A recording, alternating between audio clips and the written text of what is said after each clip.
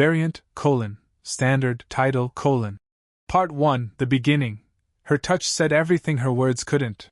ID, 39241. She didn't have to say much. The first time her fingers brushed mine, it was like the world had forgotten how to breathe. I was helping her with something simple. A box, she said, was just a bit too heavy. It wasn't. She could have lifted it, I knew that. But she let me. And when I reached for it, our hands met for a fraction too long. Long enough for me to feel the warmth of her skin, the steadiness in her grip, the way her breath caught just slightly before she looked away. She was in her 40s, maybe mid. The kind of woman who made time slow without meaning to. Not because she tried, she didn't have to. Everything about her was composed, deliberate. The way she tucked her hair behind her ear when she thought. The way her voice softened at the end of a sentence, like she was giving you space to respond but secretly hoping you wouldn't. I was in my 20s, the kind of age that still mistakes curiosity for courage. I'd met her through work, nothing personal, nothing supposed to be personal. But when she spoke, I forgot what I was supposed to say next. Her eyes had this calm intensity, like she'd already seen everything and was quietly waiting to see if I'd notice. The air between us felt different that evening. There was no music, no crowd, just the small hum of a lamp and her perfume lingering in the air, something faint and impossible to name. She thanked me for helping, smiled, that kind of smile that doesn't show teeth, just sincerity. Then she touched my arm, lightly, in passing. And I swear my heartbeat stuttered. It wasn't desire, not yet. It was awareness, a slow, growing recognition that she was both near and unreachable. That she carried her silence like a language I hadn't learned yet. We sat after that, not talking much. She poured 2 glasses of wine, red, and handed me one without asking if I drank. Her nails were pale, her wrists steady. I remember watching the way the glass caught the light between her fingers. I remember how she said my name like it meant something, even though it didn't, not yet. "Are you always this quiet?" she asked. "Only when it matters," I said. It was a stupid answer, but she smiled anyway. And for a second, the distance between us didn't feel so wide. Her laughter was low, like something she hadn't let out in a while. "You think this matters?" I didn't know how to answer. So I didn't. The clock ticked. A window was open somewhere. A breeze moved her hair just enough for me to notice the faint line of her neck. She reached for her glass again, her hand brushing mine, not by accident this time. There was a pause, a glance, the kind of silence that doesn't ask for permission. I could have said something, anything. But I didn't. Words would have broken it. Her eyes lingered on mine for one beat too long. Then came the smallest of smiles, tired, knowing. The kind that says, "Don't ruin this by talking," and then, a sound. A door creaked open down the hall. Her hand froze. The air shifted. She looked toward the noise, then back at me, eyes searching, not for danger, but for decision. Her lips parted slightly. "Don't," she started. And stopped. I never found out what she was going to say. After that night, something shifted. Not all at once, more like a thread pulled loose, quietly, where no one could see. We saw each other often enough for it to feel ordinary, but it wasn't. Every glance felt like it carried the weight of what neither of us said. She acted normal, polite, distant even. But sometimes, when she thought I wasn't looking, I'd catch her watching me with that same quiet conflict in her eyes, as if she'd stepped too close to something she didn't mean to want. She'd been married once, I learned. Briefly. "It didn't fit," she said one evening when I asked, like she was describing a pair of shoes, not a decade of her life. "He was good to me, I think. I just stopped being good for him." She smiled after that, but her voice had a thin crack in it, the kind people pretend isn't there.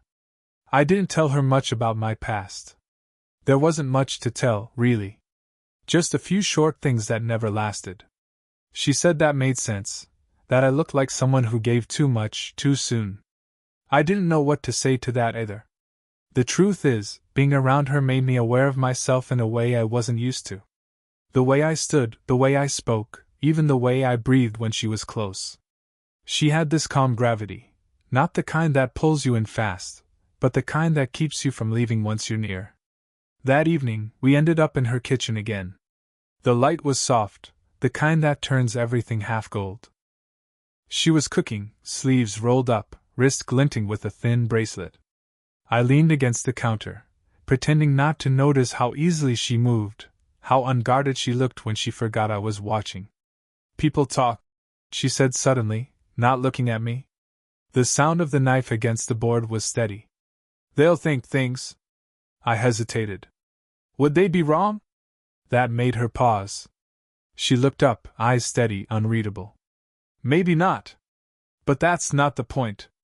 I took a step closer, not enough to touch her, just enough to feel her presence shift toward me. "Then what is?" She exhaled slowly. "That you're young enough to think that question has an answer." Her tone wasn't cruel. Just honest. Like she was trying to save me from something she wasn't sure she could resist either. She turned back to the cutting board, but her hand trembled once before she steadied it. I noticed, and so did she. Without thinking, I reached forward and covered her hand with mine. The motion was small, instinct, not courage. She froze. For a moment, neither of us moved. Her pulse beat under my fingers, quick and uncertain. Then she looked at me, really looked. Not as a colleague, not as someone passing through her life, but as something she shouldn't want but already did. The air between us went still. She didn't pull away. Not right away. Then, with the faintest smile, she whispered, "You shouldn't make a habit of that." But her hand stayed under mine.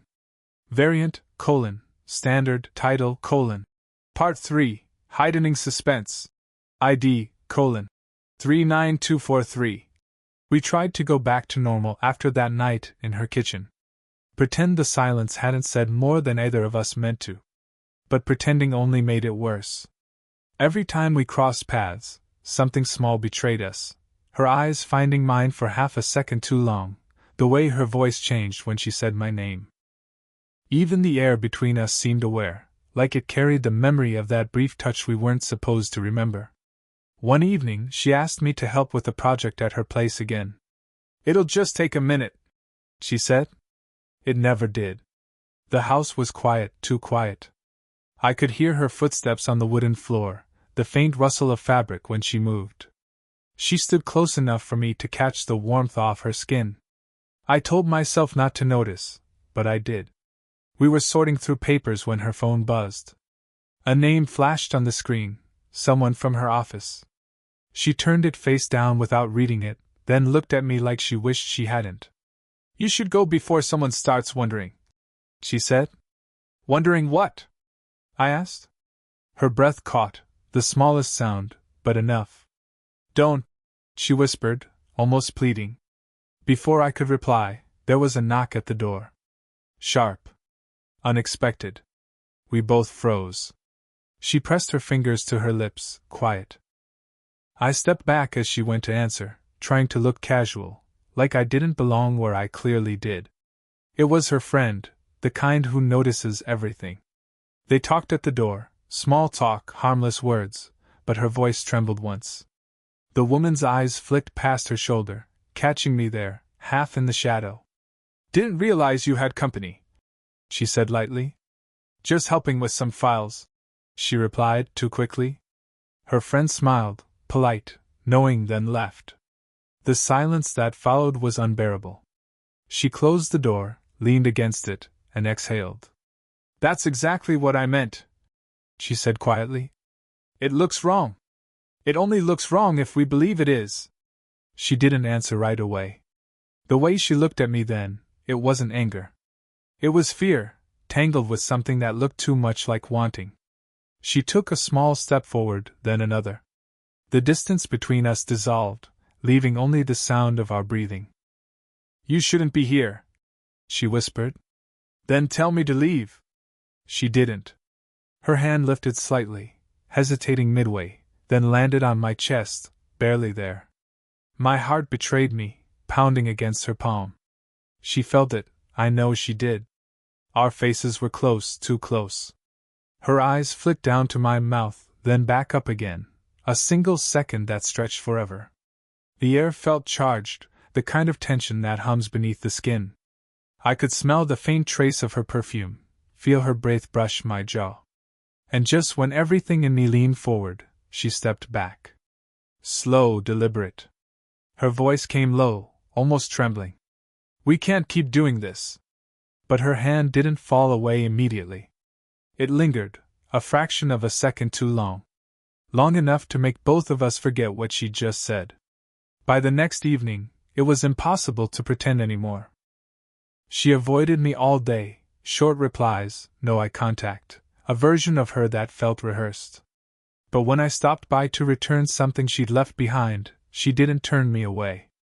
Just stood there at the door, quiet, like she'd been expecting me and wishing she hadn't. Inside, the air was thick, that same faint perfume, the same half-lit room that made everything feel closer than it was. She moved to pour herself a drink, hands shaking just enough for the glass to clink against the bottle. "You shouldn't have come," she said, though her voice had softened around the edges. "I know," I replied. "But I couldn't stop thinking about, don't." Her tone cracked. "Please. Just don't." She turned away, leaning on the counter like she needed it to hold her up. I stepped closer anyway. She didn't move. "You think I don't feel it?" she whispered. "Every time you're near, I forget who's supposed to know better." Her shoulders trembled slightly, and before I could stop myself, I reached out. My fingers brushed a loose strand of hair from her face, tucking it behind her ear. Her breath hitched, small, sharp. "Then stop pretending it isn't there," I said quietly. She turned then, fast, her eyes searching mine, as if trying to find something she could reason with. "You don't understand what this costs me." "Then explain it." Her silence said everything. The kind that feels like a confession.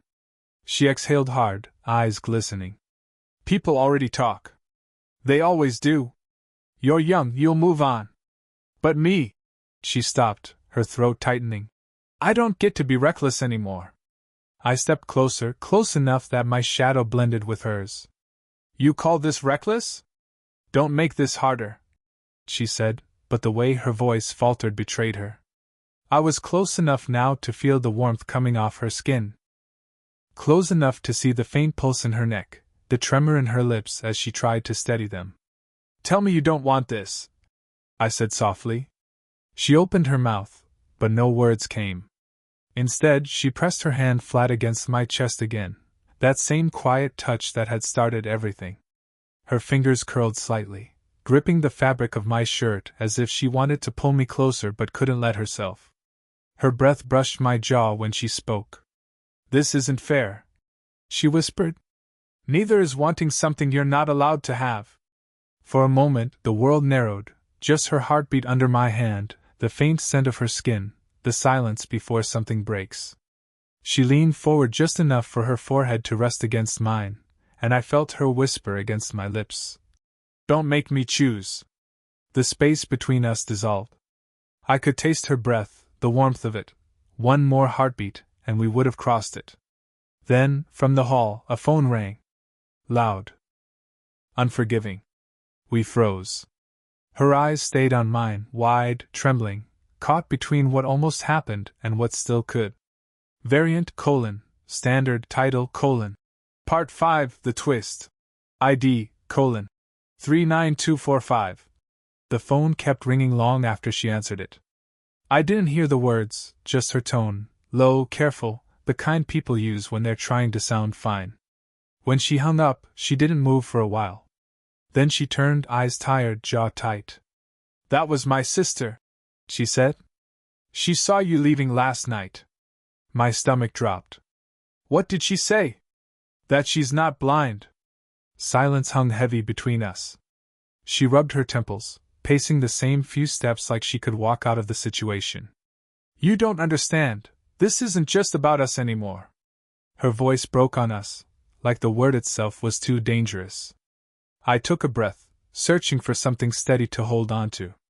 "Then tell her the truth." She laughed, small and bitter. "And what's that?" That I can't sleep because I keep replaying the sound of your voice? That every time I see you, I forget what's right? She didn't mean to say it. I could tell by the way her hand flew to her mouth right after. But it was too late. Something in the room shifted, a fragile honesty that couldn't be unsaid. I stepped toward her, slowly. She didn't back away this time. Her breathing changed, shallow, uneven. When I reached for her hand, she let me. Her fingers trembled against mine. Say it again, I murmured. She shook her head. Don't make me. Then why are you shaking? Her silence was its own confession. I could see it in the way her lips parted, the way her chest rose and fell, like every instinct she had was at war with reason. She pulled her hand free, but when she turned, her shoulder brushed mine, and that small contact felt like a spark against dry air. People will ruin this, she whispered. They'll call it wrong before they ever understand it. Then let them. You're too young to know what let them costs. Her words were sharp, but her eyes were soft, frightened. I wanted to tell her I didn't care, that nothing about her felt wrong, but all that came out was her name. She closed her eyes at the sound of it, as if hearing it undone her. Then she said something that changed everything. He called me, she whispered. Who? My ex. He knows about you. It hit like cold water. How? I don't know. Maybe someone saw us, maybe he guessed, but he knows. She looked at me then, really looked, as if memorizing me before the world decided we couldn't be this close anymore. Her breath trembled against mine, her voice barely there. This doesn't end well, she said. I took her hand again, firmer this time. Then let's decide how it does. For a long moment she didn't move. Then, quietly, she leaned in, forehead against my chest, her voice muffled but certain. Then don't stop me. The room stilled. The decision hung between us, already made, even if either of us had said it out loud. The night had settled thick around them, the kind of quiet that presses against skin. She hadn't planned on him coming, or maybe, deep down, she had. The door was barely shut before the words fell away. He stood there, rain-soaked, chest heaving, eyes searching hers like he was trying to memorize every flicker. You weren't going to answer, he said softly. She didn't. Her hand hovered near the doorknob, her pulse loud in her ears. I shouldn't have, she whispered finally. You shouldn't be here. I know. He stepped closer anyway. The distance between them thinned to nothing. His jacket brushed her arm, and she felt the cold of him, the tremor still in his hands. She could smell the storm on him, sharp and alive. He looked at her mouth when he spoke, and that tiny movement nearly undid her. Then tell me to go. Her breath caught. Don't make me. The silence after that felt like a held note. He didn't move, didn't touch her, but every line of his body leaned toward her. It was unbearable, how careful they were being, pretending this wasn't already happening. She broke first. A step closer, enough that her breath grazed his cheek. This isn't fair, she murmured. Nothing about this has been. His voice cracked, honest, stripped of pretense. You keep pulling me close and then pushing me away. Just tell me what you want. She flinched like he'd said something indecent. You think I know? You do. He was right, and they both knew it. The air between them was trembling, desire, guilt, everything unsaid clawing to the surface. She reached up, her hand almost touching his face, then stopped just short. Say it, he whispered. Her throat ached. If I do, it doesn't stop. Maybe it's not supposed to. Something inside her broke. The distance vanished. Her hand found his chest, warm under soaked fabric. He closed his eyes, the smallest sound escaping him, half a sigh, half a prayer. And then, nothing. No kiss. No collapse. Just the unbearable truth of restraint. She dropped her hand. We'd ruin each other, she said quietly. He looked at her, eyes wet in the dim light. Maybe. But at least it would be real. The words hit harder than any touch. She almost smiled, small, sad, full of something like understanding. Real isn't always right, she said. He nodded once, jaw tight. Then this is where it ends? Her answer came like breath leaving her. No. This is where it finally makes sense. He stepped back. She let him. The space between them filled again, not empty, not cold, just honest. For the first time, they weren't pretending. Outside, the rain softened. Neither of them moved to close the door. The silence after her confession felt heavier than any sound. She stood there, back against the wall, eyes wide, part fear, part something else she didn't want to name. He knows, she repeated, softer now, like saying it again would make it less true. I stepped closer, careful, slow. Then what happens now? Her answer came out as a whisper. I don't know. The distance between us wasn't much, maybe a step, maybe two, but it felt like the edge of something dangerous. I could see the pulse in her neck, the way her throat moved when she swallowed. Her hand was still on the counter, steadying herself. You could still walk away, she said. Pretend this never happened. You'd be fine. Would you? Her eyes flicked up to mine, sharp, wet, unguarded. No, she said, almost too quietly to hear. That was all it took. I moved before I could think, closing the space between us. Her breath caught, that soft, broken sound that felt like both surrender and warning. My hand found her arm, and she didn't pull away. I could feel the warmth of her skin under my palm, the slight tremor she tried to hide. You don't have to do this, she whispered, but her voice betrayed her. I already am. Her fingers brushed my chest, hesitant, then stayed there. The touch wasn't careful this time, it was searching, uncertain, real. She leaned into it, eyes half closed, like she was memorizing the moment before it disappeared. This can't end well, she said again, voice trembling. I'm not asking for an ending, I said. Just this. Her breath met mine, warm, uneven, and the world shrank to that small space between us. Every sense felt sharpened, the faint citrus of her perfume, the fabric of her sleeve against my skin, the way her voice dropped to a whisper when she said my name. I should tell you to stop. Then tell me. She didn't. Instead, she stepped closer until her forehead rested against mine. Her hand slid up, slow, tracing the edge of my jaw, stopping just beneath my lips. I can't keep pretending this isn't real, she said. Then don't. The air trembled. Every breath, every second felt suspended between want and consequence. Her thumb brushed the corner of my mouth, barely a touch, but enough to make my heart stumble. She looked at me then, fully, completely, and for the first time, there was no fear in her eyes. Only decision. This is going to hurt, she whispered. I know. We stood there still, waiting for something to break, but nothing did. Just two people caught between what they wanted and what they knew would cost them. And in that stillness, something settled, not peace, not certainty, but understanding. Whatever came next, either of us could undo what had already begun. The morning after felt quiet, the kind of quiet that follows storms. She sat on the edge of the sofa, wrapped in a blanket, eyes lost somewhere in the light spilling through the window. I stood by the counter, pretending to make coffee, though both of us knew it wasn't about the coffee. We hadn't said much after the night before. There were no grand speeches, no confessions, just silence, thick with what we already knew. When I finally spoke, my voice sounded rough. So, where does this leave us?